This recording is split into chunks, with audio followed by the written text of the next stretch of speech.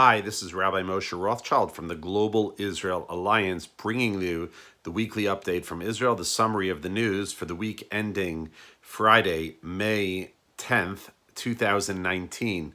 Hope everyone had a great week. So, a bit of a recap.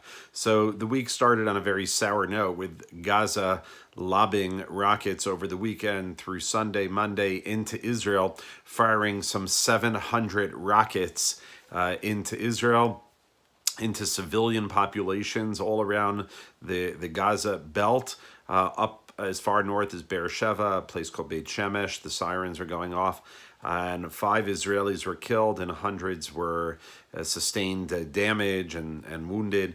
And it was really unprecedented in the sense that we had the complete support of the United States government and the support of the European Union while Israel was defending itself from this absolutely immoral, unethical attack from the terrorists living in Gaza, just firing indiscriminately, which is a complete war crime, into Israel.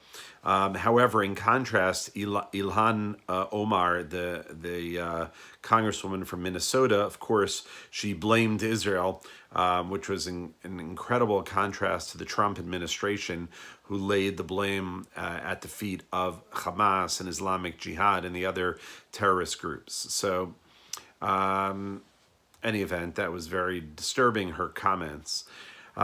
This week, we also marked Yom HaZikaron. Yom HaZikaron is Israel's Memorial Day, where we commemorate the 24,000 plus soldiers who were killed in Israeli wars or victims of terror or police officers and so on and so forth that lost their lives in defense and in service of the state of Israel.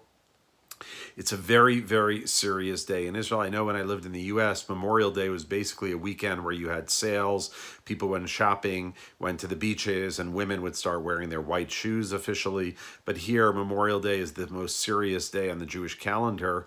People take it extremely seriously.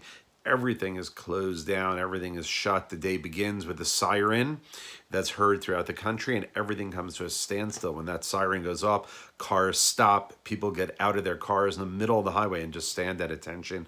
If you've never seen it, it's something just extraordinary to see.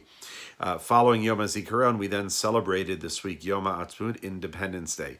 Israel is the only country in the world that has its Memorial Day and Independence Day one after the other.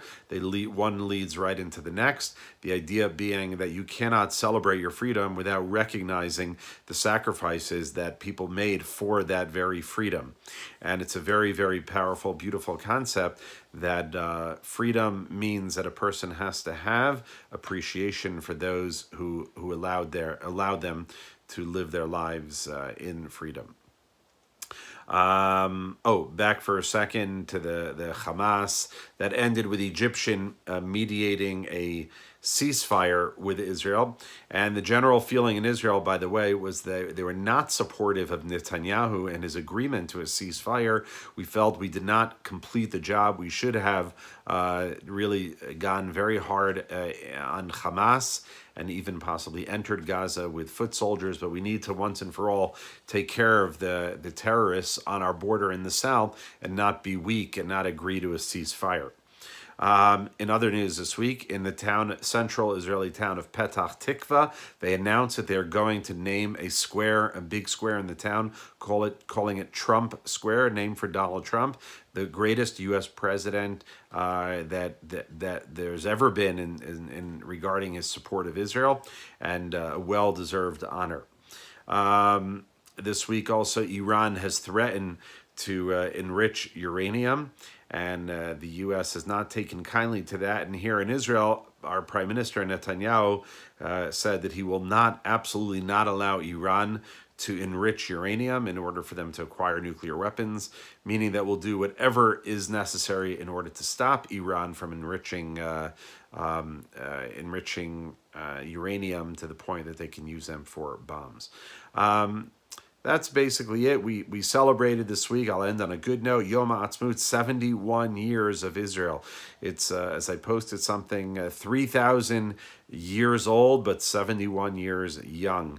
And Israel is as strong as ever, and with God's help, will continue to grow for many, many years. Our population now is around 9 million, which is bigger than some European countries. And we are an amazing, amazing country with a strong economy, a strong army, and great friends in you. So I wish you all a wonderful Sabbath, peaceful Sabbath, and a wonderful week coming up. This is Rabbi Moshe Rothschild of the Global Israel Alliance, and I will and be in touch with you next week. All the best.